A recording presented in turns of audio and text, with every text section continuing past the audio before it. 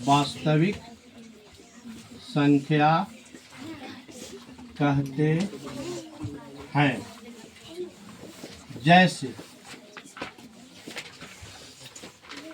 √5, √8, √5, √8, 4, 12, 15, 5 आदि। ठीक है, इसके पहले हम लोग संख्या के बारे में जानेंगे। संख्या क्या है?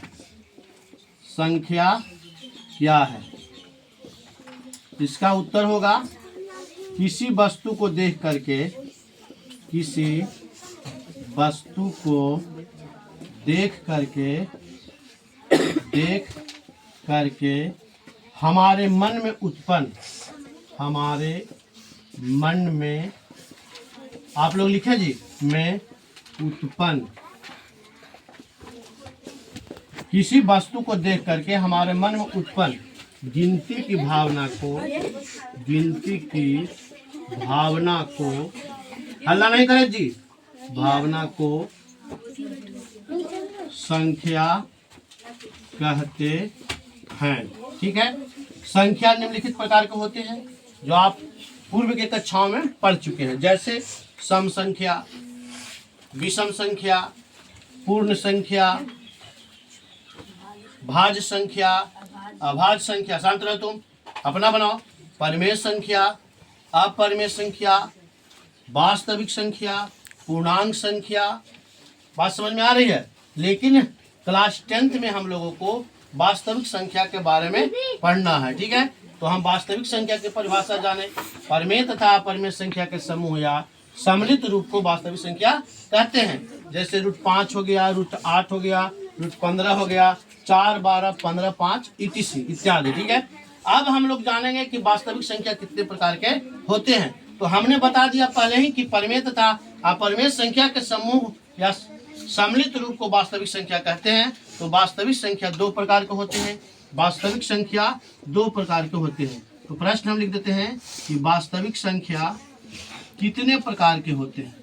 संख्या कितने प्रकार के होते हैं? उत्तर होगा वास्तविक संख्या 2 प्रकार के होते हैं। उत्तर होगा वास्तविक संख्या 2 प्रकार के होते हैं।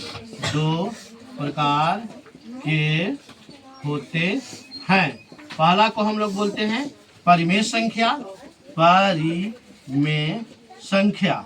ठीक है, इसके बारे में हम लोग परिभाषा भी साथ ही साथ चलते हैं लिखते हुए। परिमेय संख्या ऐसी संख्याएं जिसे अंश या हर के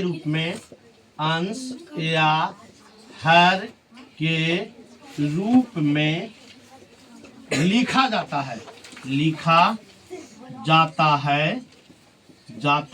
है तथा हर शून्य न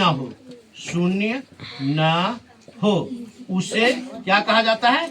उसे परिमेय संख्या कहते हैं। उसे क्या कहते हैं? उसे परिमेय संख्या कहते हैं। अर्थात इसका दूसरा भी परिभाषा होता है। परिमेय संख्या का दूसरा परिभाषा भी होता है जैसे। परिमेय संख्या के जैसे में हम लोग क्या लिखेंगे? परिमेय संख्या के जैसे में हम लिख देंगे 4/5। हर शून्य नहीं कह रहा तो हर 5 हो गया, अंश 4 हो गया तो हर शून्य नहीं है, 5/12 आदि। ठीक है, दूसरी परिभाषा क्या होता है? परिमेय संख्या का दूसरी परिभाषा होता है अथवा करके लिख देता हूं। अथवा ऐसी संख्या या संख्याएं जिसे P/Q के रूप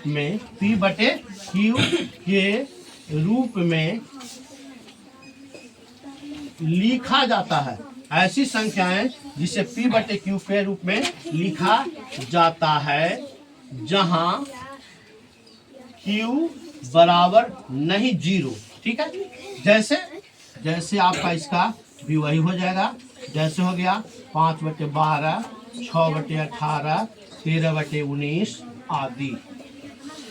ठीक है, आप लोग उतार लिए। चलिए